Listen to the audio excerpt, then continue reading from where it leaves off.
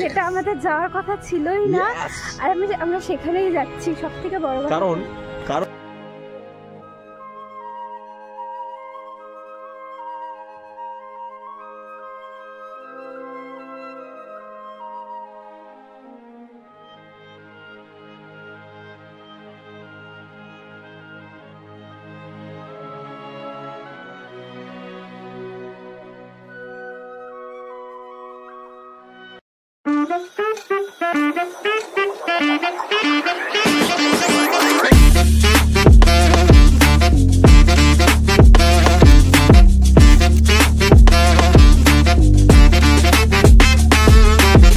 Video দেখার আগে এটাই বলছি, ভিডিওটা কিন্তু আজকে বা এই সপ্তাহের মধ্যেও না, আসলে ভিডিওটা দুর্গাপূজা 2-3 দিন পরেই।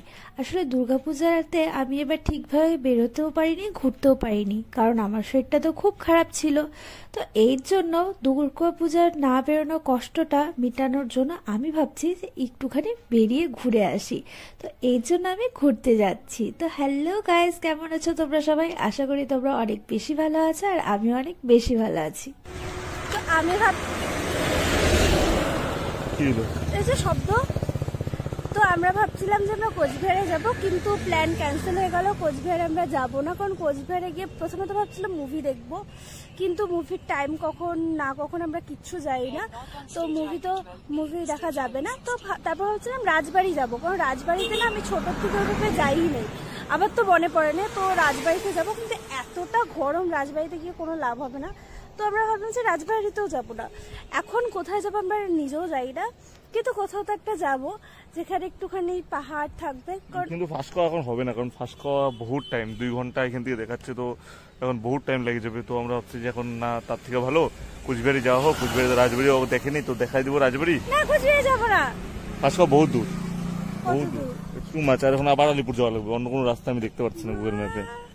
বেকার দিকে যায়, তাহলে আপনি আগে বলতে রাজবাড়ি হয় যেত কাটে। আগে কি বললি কোচবিহার নো কান্ট, সরি। তো রাজবাড়িতে যাবো না ভাই, অন্য কোথাও যাবো। আজকে এখানে যাওয়ার উপায় নেই। ঠিক আছে, যাই হোক, কিছু করার নেই, রাজবাড়িতে যাবো। আর এখানে রাস্তায় যেতে যেতে আমার না প্রচণ্ড খিদা পেয়ে গেছিল, কারণ আমি না সকাল থেকে ওইভাবে কিছুই খাইনি, মানে চা আর বিস্কুট খেয়েছি।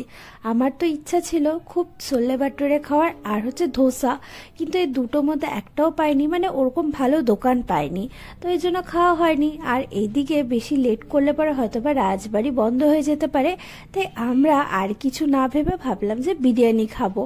আর এখানে আমি আয়াত বিরিয়ানিতে চলে এসেছিলাম, কিন্তু এসে ভাবছিলাম যে কাবাব খাবো কোনো কিছু, কারণ আমার না কাবাব খাওয়ার খুবই ইচ্ছা ছিল, অনেক দিন হয়ে গেছে আমি কোনো কাবাবের আইটেম খাইনি, কিন্তু এখানে কোনো কাবাবের আইটেমই ছিল না।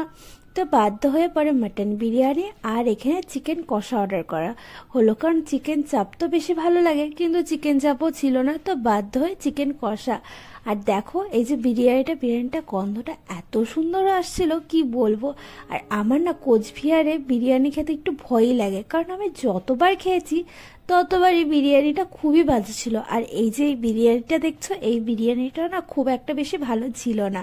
আর দেখো এখানে পরে একটা কোল্ড ড্রিঙ্কসও অর্ডার করেছিলাম, মাসালা কোক, এটাও কিন্তু ভালো ছিল মোটামুটি, আর চিকেনটাও ভালো ছিল, কিন্তু বিরিয়ানিটা সত্যি কথা বলতে একদমই ভালো ছিল না, মানে কেওড়া জলের পরিমাণটা অতিরিক্ত বেশি ছিল।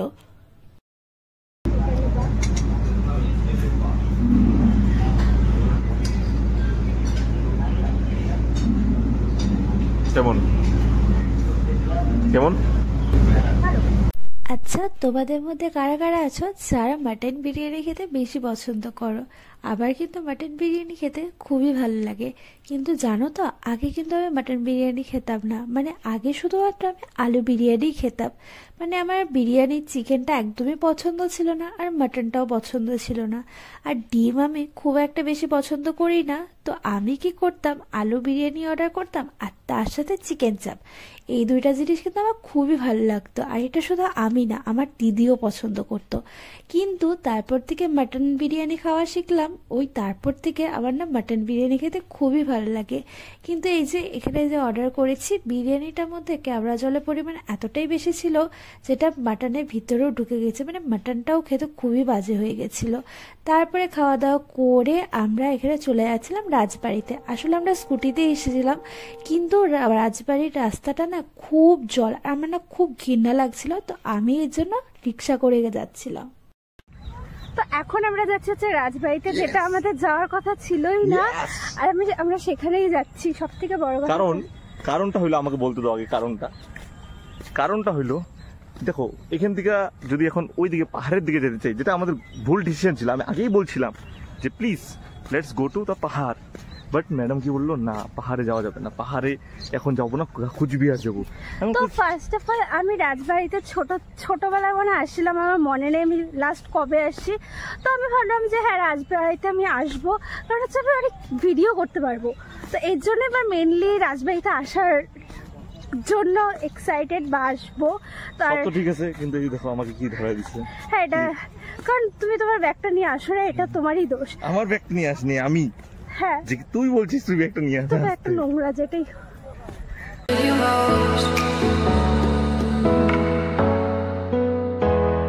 Where did you go when I needed you most?